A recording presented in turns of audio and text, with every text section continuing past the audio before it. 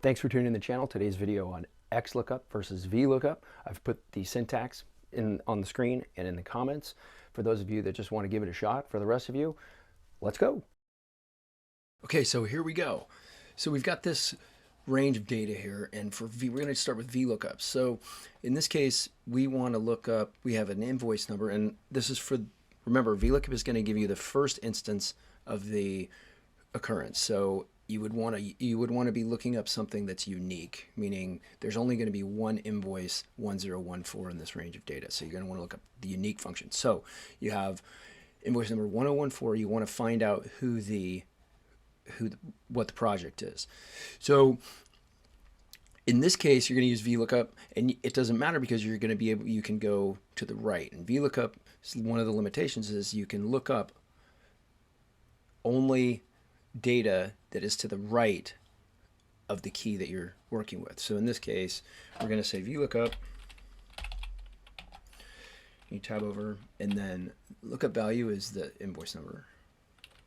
Then we're going to go to the array, the table array. So we're going to start here with the invoice number, and then what we are looking for is the project. Now, what I usually do is I will go to the full width of it, because you never know what's going to change, and I don't want to have to change the invoice again or the number again, what have you.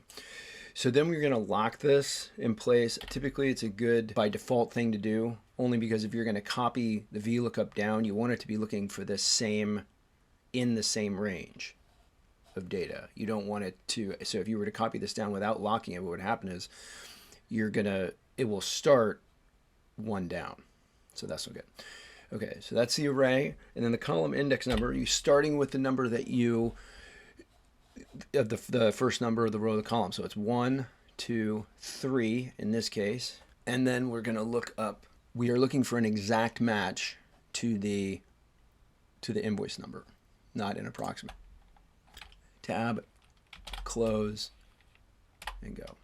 Okay, so we know that invoice number 114 was for swimming pool. And if we look here, that's where it was, 114, boom. Now, the XLOOKUP function. Now, let's say, in this case, let's say we have an invoice number and we want to know what the date was that the invoice number was issued on, or that the particular invoice was issued on.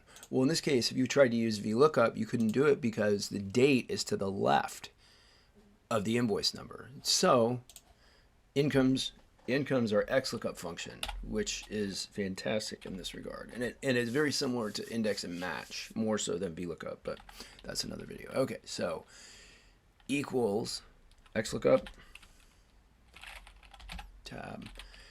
Okay, lookup value is the same, it's here. The lookup array is the array that we are looking up to match. So, and it's only this column. F4 to lock, and the return array is the date range. So you can do that. If we've not found, if we go through, it says, hey, I've looked for this data, I can't find it anywhere, then you can create an error message for it. Just say not found.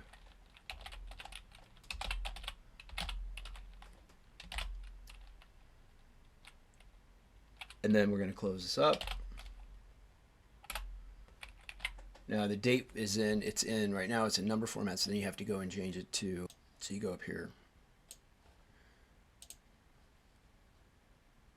short date, boom, done. Okay? So now we see 114 goes back, so that's, okay. So I'm going to go to an invoice number that is higher than what we have, 1036. Not found. So there we get the error message because there's no 1036 in that range. So there you have it. So that's kind of the limitations, like I said. So you can go to the left or to the right with XLOOKUP, and that's just kind of why I would use it. I have not used XLOOKUP since, I have not used VLOOKUP since I found the XLOOKUP function. So if anybody in comments has kind of an idea or a situation where you would use VLOOKUP over XLOOKUP, it would probably be helpful to those that are viewing the video. So thanks for watching. please hit the like button and subscribe to the channel. Again, we're going to try to have new, longer videos on once a week, and then please check out the short videos for quick tips and things of that nature. So thanks for tuning in. We'll see you next time.